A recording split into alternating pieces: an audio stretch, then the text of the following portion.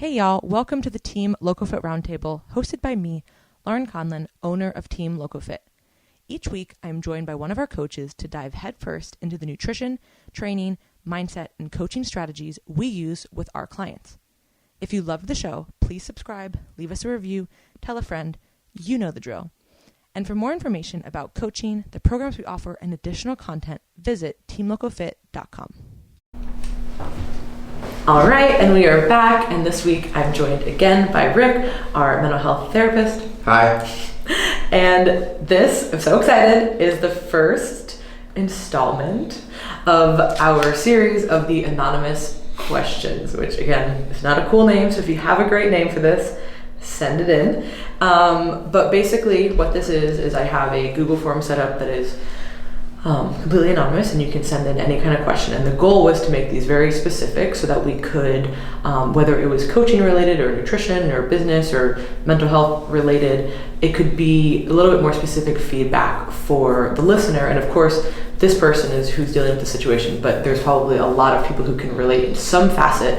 And what's great about podcasts is that we talk about a lot of topics in a very broad sense. We try to be specific, but you can only be so specific until you you have one situation. So I'm going to read this off. This was what was sent. I kind of tweaked it up a little bit for grammar and stuff, but overall, this is the question. So I am a mom of a 12 and 13-year-old. Went through an ugly divorce because of my ex-husband's drug abuse and him not being intent on family life. We divorced when my kids were 1 and 2 years old. I then met my now husband, who stepped in as a father at 23 years old, and he took good care of our family since then. After 10 years of marriage, I am now 37, and he wants a child of his own, but I cannot see myself enjoying raising a child all over again, not to mention being pregnant. I feel guilty for not wanting another child and instead focusing on my health and being excited for the part in my life when I don't have to care for a little one. My husband did everything for me, and now I'm not doing the same for him. Am I being selfish? So this is a really tough situation. And while I wish this was only contained to one person, I'm sure there's a lot of people who are in similar situations. So here we go. You have the floor. Well, to the listener who wrote this question, number one, thank you for writing it and for sharing a part of your life with us and with the hundreds or thousands of people who are going to be listening to the podcast. Wow, I wish. All right. I think you have that many people who listen. No. The thousands of thousands of people who are listening to this podcast. The 2 million listeners. The Team LocoFit podcast that rivals the Joe Rogan experience. Naturally. Yeah. Spotify called, but I just turned them down. You didn't need the $1 billion contract anyway. Yeah. Only would go to your head. So on that fun note, I do want to say thank you for writing in the question, because it's a really serious question. You can tell just from it that it's an actual situation that you're dealing with and that you're really struggling with. And my first thought was, when I read the question, I thought, wow, what a difficult and really tumultuous situation for the both of them. And I can totally understand why she's feeling what she's feeling and what you're going through. And so the first thing I have is, I'm going to answer this more as a therapist rather than just as a person who's, listening to the podcast or friends with you. My first question would be, if this person was sitting in my office with me and was asking these things and said, look, this is what I'm going through. My first question would be, I don't know if selfish is the right question to be asking. So the question is, does this make me selfish for not wanting to do for my husband what he did for us earlier, especially considering what he did for us? And while I think it's a really good and fair question to ask, I guess I would challenge you by saying, but if it's the right question to be asking. And what I mean by that is, if I said to you, yes, you're being selfish, or that this is a selfish decision, does the idea of being selfish actually change how you feel about the situation? And so if the idea of being selfish changes your decision or changes your thoughts about the situation or about having another child, then that's something to start to explore. If by me saying, yes, you're being selfish, if you hear that and you think to yourself, okay, I am being selfish, if that's enough to make you reframe having another child, then I would start to say, ask yourself that question. And if that's really going to be a motivating factor in whether or not you decide to have another child. Because this isn't a simple question. This isn't a simple ask. This is a life-altering experience for both of you. And so if it does, then again, this is something that you need to explore. But if despite the idea of being selfish, that it's not a motivating factor, then what we really want to focus on is the decision itself and what that decision actually means. So is the idea of being selfish enough motivation to change how you feel about having another child? It's a good question to ask. It's just not the right question, I think, to be asking. Because I think independent of whether or not you consider yourself to be selfish or not, you're still stuck with having to make this decision and having to decide what to do moving forward. Yeah, because regardless of if this person answers yes or no, that doesn't really change the outcome, right? Like, if you say, yes, I am being selfish, then are you, guilting yourself into this kind of situation? And then are you actually going to be happy with it? And then, what is being selfish? Is it selfish with your time? Is it selfish with now you want to focus on different goals? Is it, there's so many different ways to dive into that. But like you said, that doesn't really change the decision outcome. at hand, right? So it's not an easy situation to be in. And what you're going to find, what a lot of my clients find, is there are no perfect solutions to some of these problems. There's just the solutions that exist. And I think sometimes when you look at a situation like this, it's a win-lose unless both people can figure out a way to make it work. If he doesn't get the kid or his own children of biological descent, he may, since he came into their lives at age 1 or 2. First, I also want to say kudos to this guy, because there's a lot of men in this world that would never take that kind of challenge on. And he's probably a pretty special guy to come into the lives of a 1 and 2 year old and to be in their life. That's a lot at 23. So congratulations to him, and congratulations to her for finding somebody who can be a positive person in her kid's life, especially coming from where she came. So that's kind of what makes it a little bit more heartbreaking and a little bit more heartfelt, is because you get a sense that there's 2 good people here, which makes it more difficult. Because if one person was just a total asshole, it's a little easier to side up with somebody, but these seem like 2 decent people. So it makes it really difficult. So again, I would ask and say, look, if you feel selfish, then look at that decision and look at what makes you feel selfish about it. But regardless of your selfishness or the idea of selfishness, does it change how you actually feel? So for me as a therapist, what I'm always trying to do with my clients is to break down what our preconceived ideas are of ourselves, and more or less what is right or wrong, what we think we are. And I try and help people become a version of themselves that is more authentic and real and whole. And in order for that to occur, we sometimes have to start to look at the bad and negative sides of ourselves. Let me rephrase that. Not the bad and negative sides of ourselves. The other sides of our personality, the parts that make us a complete person. Because for every person who is capable of love, you are capable of murder. For every person who is capable of forgiveness, you are capable of hate. We rest on all sides of the spectrum. You may tend to favor one side over the other.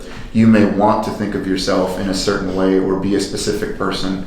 But the reality is, to me, as a therapist, when we're operating from a disingenuous place, a place that we aren't being our authentic self, that's when we're met with more emotional turmoil. It's when we're met with more cognitive dissonance. It's when we're met with, well, my behaviors don't match with what I'm thinking.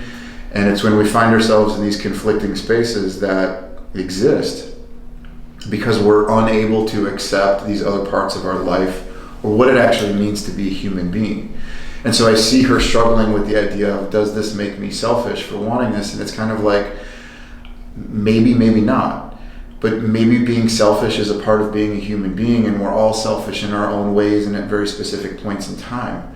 But none of that has anything to do with what you're actually having to deal with. Because I don't think if everybody were to be like, yes, you're being selfish, if at the root of her problem in her heart, she's going to be like, okay, that's going to make me want to have another kid. Right? This isn't like, can we move from one town to the other? Yeah. That's a little bit more, you can be much more flexible with Yeah, that. or I'm gonna get a new job, or maybe I'll go dye my hair, or I'm gonna go back to school or something. Mhm. Like little different. This is a really big decision. Right. And so to me, this isn't about right or wrong. It's not about what is good or bad, what everyone else's expectation is of you. This is about how to make yourself a whole person and what your future will look like with the person. And this is accomplished. How do we start to do this process? How does this particular client who's struggling with this issue, and anybody else who might be faced with like kind of a win-lose scenario, how do we do this? Well, we start to embrace the parts of ourselves that are traditionally less desirable according to society standards. In this case, we're talking about selfishness. No one wants to be selfish. Like, no one's like, hey, write a list of your great qualities. Selfish isn't on the list of great qualities. We don't want to think of our own selves as selfish, and we don't want other people to think of us in that way. But regardless and independent of that idea rests the other question that you're having. So what are the thoughts? What are your feelings surrounding having a child? And not just having a child. This is about your future. This is about the relationship that you have with this next child, how that child impacts your other two kids and their life, how it affects your relationship with your husband, and the rest of your life as you see it, how you plan for financial retirement, all of these things, your life, your health. So this isn't just, do I do this and then make the decision and then that's it. This is a type of decision that is perpetual. It doesn't go away. So we also want to look at what are the potential consequences. So option number one that I came up with was, all right, you make the decision to have another child for him and you make this sacrifice or gift, depending on how you want to look at it. Will you harbor resentment or ill will or contempt for your husband because you've made this choice and you've sacrificed your goals, your ambitions, your dreams of what you wanted the next 10 or 15 or 20 years of your life to look like?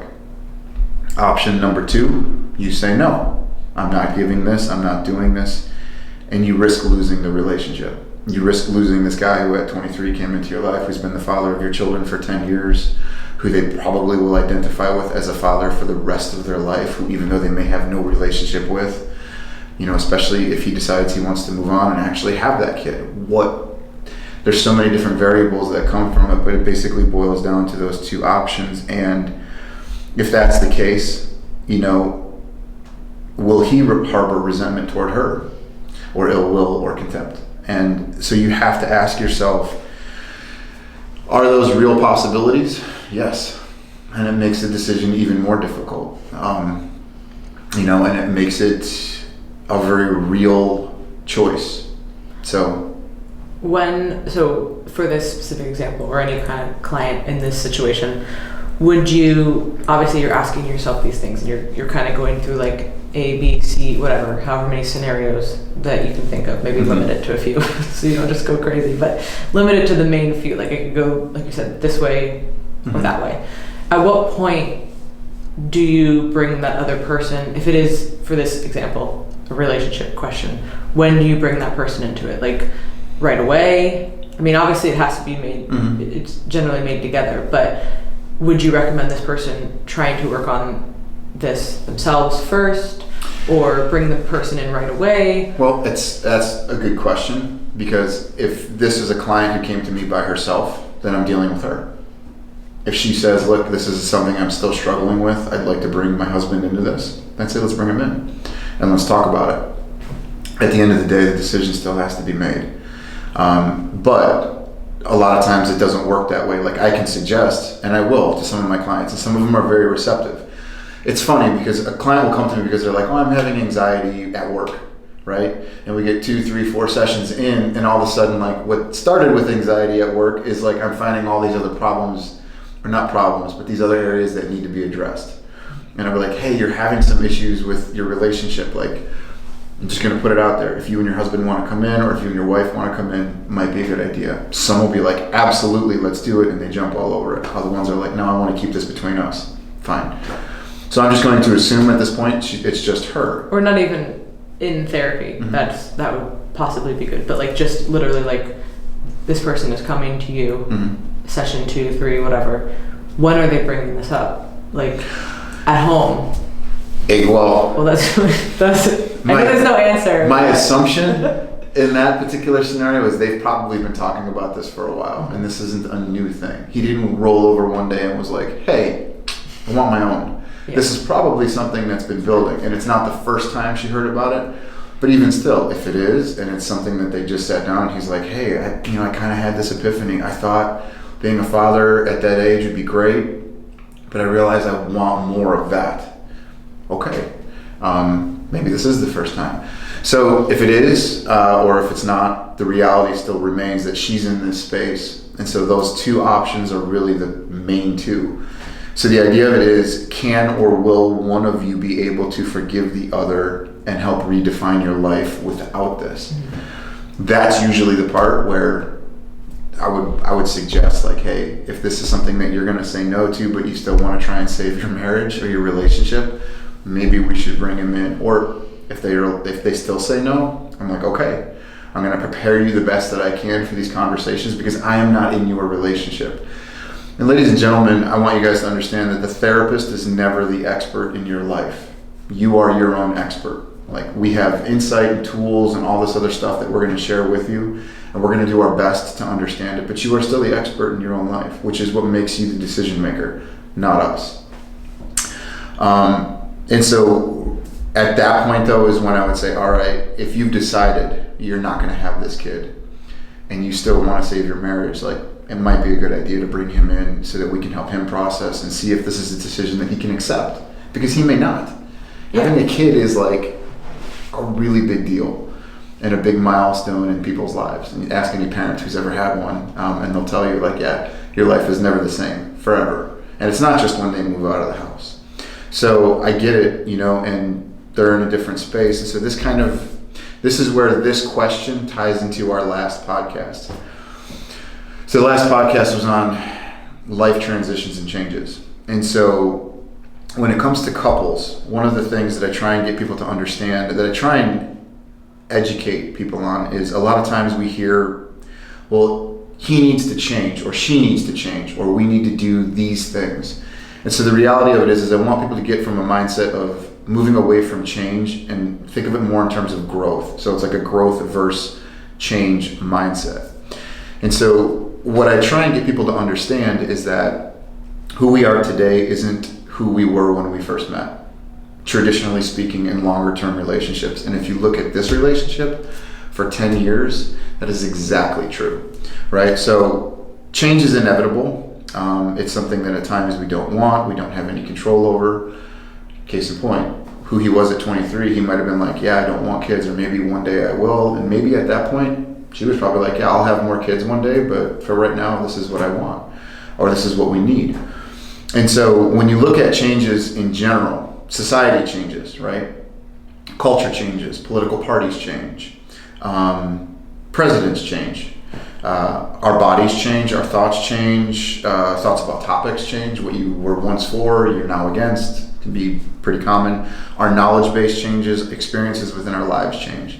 To further highlight this point, 10 years is an extremely significant amount of time in a relationship. Like, there's been 3 presidential terms within that one relationship. Think of it like this, if it helps put you. Think about a person who's just starting high school, and 10 years from now, they will have graduated high school, graduated undergrad, and almost be completed with a master's degree, right? Are they the same person? You want further explanation? Think of a 10-year-old kid in your life, a 10-year-old child.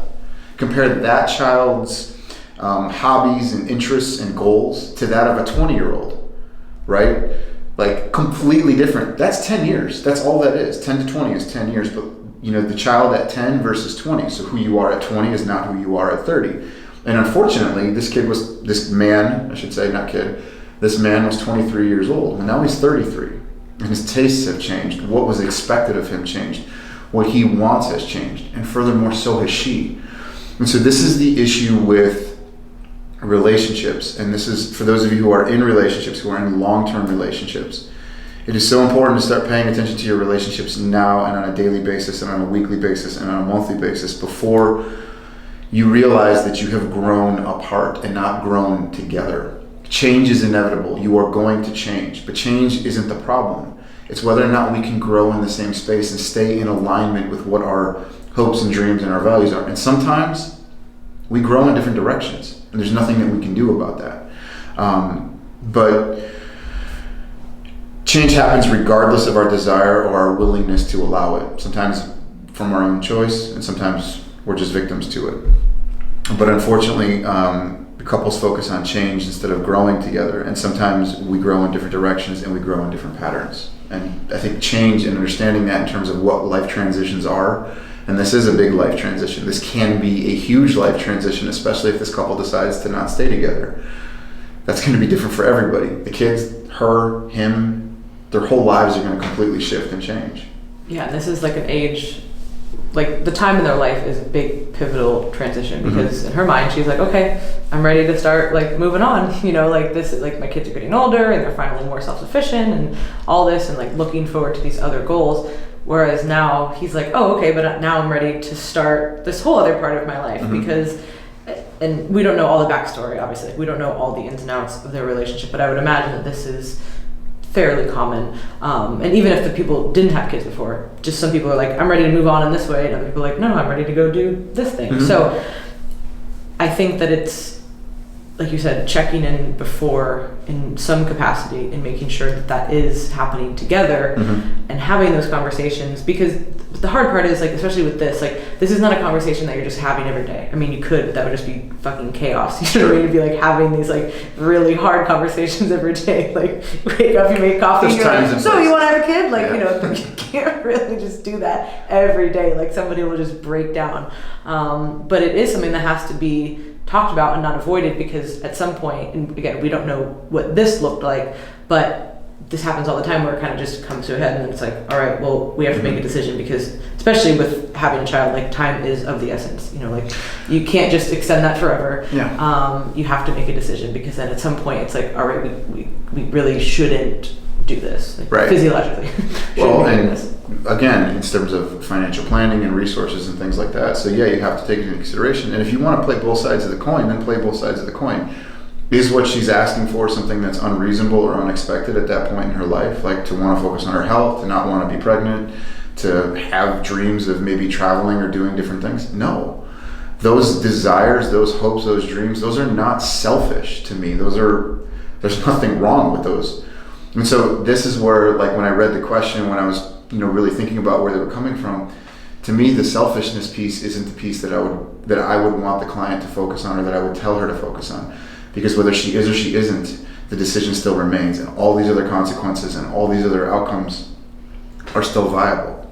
And so, you know, at the time when she met her husband and when he met her, they were in a different place, and maybe those children were all he could focus on. But as time has progressed, he's grown as a person and she's grown as a person, and that's evident over the 10 years from where they were to where they are now. And so their needs, their desires, their hopes and dreams for today is different from what it was. And so right now I would tell them that neither one of them is right or wrong. And selfish or not doesn't necessarily change the reality of the decision or the consequences to come. And so I would focus on that. Yeah, and like you said, really having an answer to that, and I don't like to use the word resentment, but put that in there, and I think it is important, you know, because it is, like, that's the really, you have to think of the worst case scenario almost, right? Okay, if I make this decision, like, I, as you know, this chick doesn't want to have a kid, is her husband going to be resentful, or is he going to leave, or whatever, and then vice versa. You know, is she going to resent him and be unhappy? And then, yes, they might have a kid, but is there a happy relationship? So you have to really think of it, and unfortunately, in those extremes, because hopefully whatever happens, like, will be made work. Like, it'll work out, right? But you have to think of it on those terms and really be honest.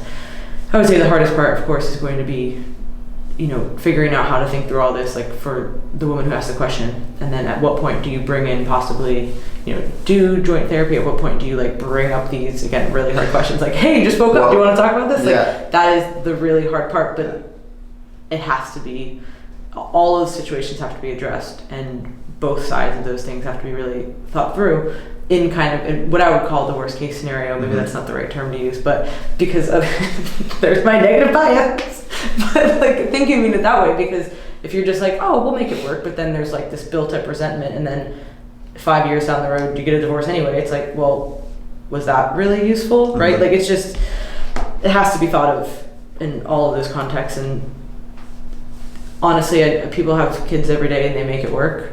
But when you're in this situation where you have the opportunity to choose, like she does, right, you know, that's where it gets a little bit harder, and they just are in clearly different positions of life right now.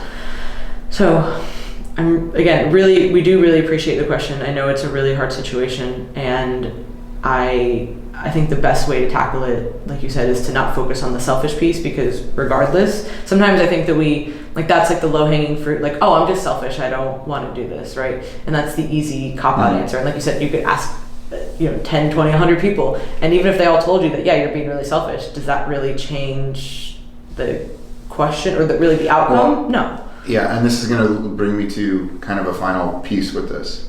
If you asked 100 people and 100 people said, yes, you were selfish, 100 people don't have to raise that child. 100 people don't live in your relationship. 100 people aren't going to be in your shoes. And so when is it time? If you're struggling with it individually and you decide to go speak to a therapist, and that therapist helps you discover an answer for yourself, great. If you're in there and you still feel like, hey, this is something I want to bring my husband or my significant partner into, bring them in. My suggestion is that you guys talk about this till you get to a space where there's nothing left to talk about. The only thing left to do is make that decision. And you will never, sometimes you guys, there are decisions that we make where we're never at peace with them. We don't find a space where like, this is okay. It's just the decision that has to be made. And it sucks, and it's painful, and it's hurtful, and it changes a lot of different things, and there are tons of consequences that come with it. But it's the reality of the world that we live in. We can't stay in a neutral space forever. Something has to be done. And when you feel like, all right, I've exhausted everything, now it's time to actually make that decision and move forward. Now that life transition takes hold, because what you knew the last 10 years isn't going to be anymore. And so what does that mean, and how do we adapt, and how do we move forward?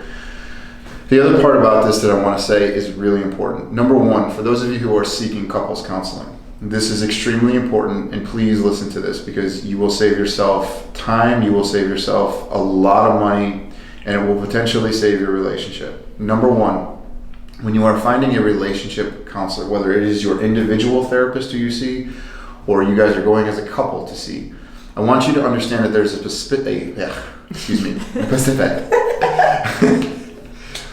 I want you to find a therapist that has a specific mindset. And what I mean by that is this. A couple are two individuals, okay? So you are individual A, and your significant other is individual C. As a couple, you are individual B, okay? There is no more two individuals. The relationship is what needs to be treated. And I want you to find a therapist that has that mentality, that doesn't treat you both as individual people, but treats the relationship as the person that needs therapy.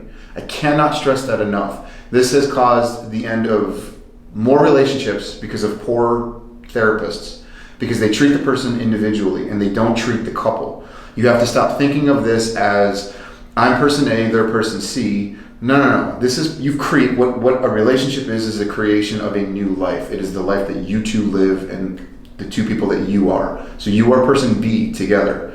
Individually, when you're off on your own, you're person A, and same thing with him, he's person C. But together, it's person B. And I want you to have a therapist who has that mentality, because it will save your marriage or help you realize that this is the right course of path to take. And the second thing that I want you to be aware of is any therapist who is willing to make a decision for you, turn around, walk out the door, and leave. They do not need to make those decisions for you. If they are telling you what to do, leave. They don't have to live with the consequences of it. It's very easy for me to take my position of power and authority that people will come in with when they're hurt, they're broken, they're scared, for me to say, hey, this is exactly what you should do. And I'm not talking about, here's a coping skill, try this coping skill. I'm talking about like, oh, you should take that job, you should do this, you should move there, you should have this kid, you shouldn't have this kid. I don't have to live with the consequences of that decision. And if there was ever a point in time for people to interview my previous clients, that might be something they will all tell you. They have asked me for my opinion. What should I do? And I won't tell them, because I don't have to own the consequences. And furthermore, I could never understand the ripple effect that this one decision will have in your entire life. So when you find a therapist as an individual, please find one that won't make decisions for you. Let them empower you to make your own choice. When you have that, when you feel like that is the relationship you have with your therapist, where they won't tell you what to do, but they will help encourage you to make whatever the decision is that's in your heart and in your mind, that's a good relationship. If somebody's like, do this, don't do that, leave them, stay, don't go, whatever, say thank you for your time and walk out the door, because that is not going to help you. And that's probably really common. It is. It's far more common than you think. Yeah. It is not okay. I don't give a shit how the therapist tries to rationalize it in their mind and saying, well, they were this or they're that or these. You don't. I don't make decisions for my clients. I help them come to the decision that they feel is best for themselves. And sometimes they make the wrong decisions. Guess what? Who gives a shit? You learn, you live, you pick yourself up and you move forward. Very few things in life are totally irreversible. I think when people realize that, it's just like, well, this is where I'm at and this is what I'm feeling. So sooner or later, a decision has to be made. Make the choice yourself. It's your choice. Don't let somebody else make it for you. So hopefully that helps. And if you guys have been in therapy where you're like, damn, my therapist made a lot of choices, find a different therapist. Yeah, there's a big difference of, like you said, educating or empowering or giving resources or asking questions. I think probably the good mark of a therapist would be like presenting more questions to think of. Like how you said, okay, are you really thinking, is this the right question? Or should we be thinking about these other situations? Like that's more important than saying like, no, like you are being selfish, you should have the kid. Or you're not, like you should totally, like just live your life, you should, like that is.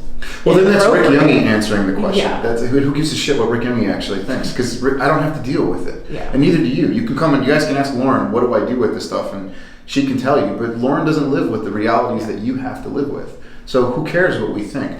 My job is to use my education and my professional background to help you discover the most about this situation. And for those of you who are listening, who are like, God, that sucks, he didn't give a decision. Sorry, like that's life. Yeah. Hopefully this paints a better picture for the client and at least gives her, or this particular woman struggling with this issue, it gives her a direction to go in. And my heart is heavy for the both of them because of what is to come, but remind yourself that there are no perfect solutions. There's just the choices, and sometimes it's really difficult, but to embrace that reality and make the choice that's best for you and your family. Yeah, so once again, thank you for submitting this question. We really appreciate it. And I think this probably gave a lot of insight for people who are in similar situations. So if you guys do have any other questions or situations like this that you would like answered in this format, you can submit them below. It's 100% anonymous and confidential. All you have to do is just put in the question into the Google form. I can't see whose name or email it's coming from. And if you have any other questions for us, you can go to teamlocalfit.com. There's a contact button to email us. You can apply for coaching, or you can check out the other podcasts or articles that we have up there as well. And then as always, Rick's contact information will be in the show notes as well for you guys. So thank you so much for tuning in, and we'll talk to you guys next week.